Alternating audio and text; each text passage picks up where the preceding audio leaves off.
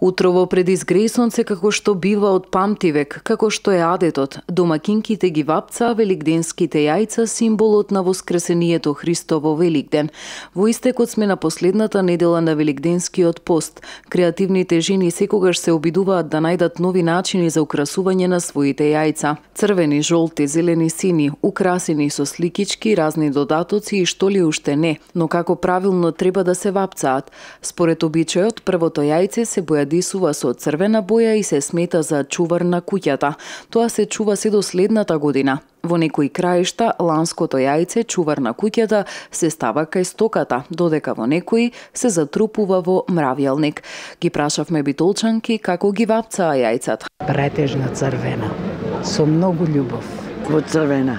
Ке бидат полојната во црвена исклучиво, а после и некое шарено. Ке имаме во лилаво, жолто, многу е сакам жолтата боја, и некое тиркизна боја, тие ке бидат.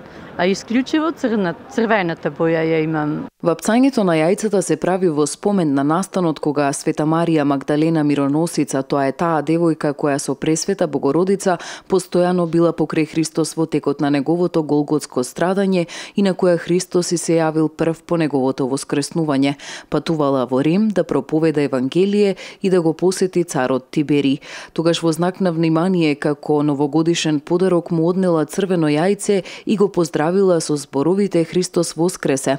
Уште еден обичај поврзан за Велики петок е и отсуство на секаква радост. Имено верниците тој ден не слушаат музика, не се предаваат на други радосни содржини, не се веселат бидејќи Велики петок е најтажен христијански празник кога бил распнат Исус Христос. Според некои верувања црвената боја ја означува божествената природа, додека сината ја означува човековата.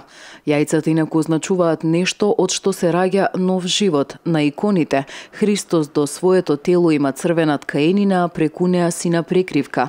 Богородица има сина ткаенина, а преку неа има црвена наметка.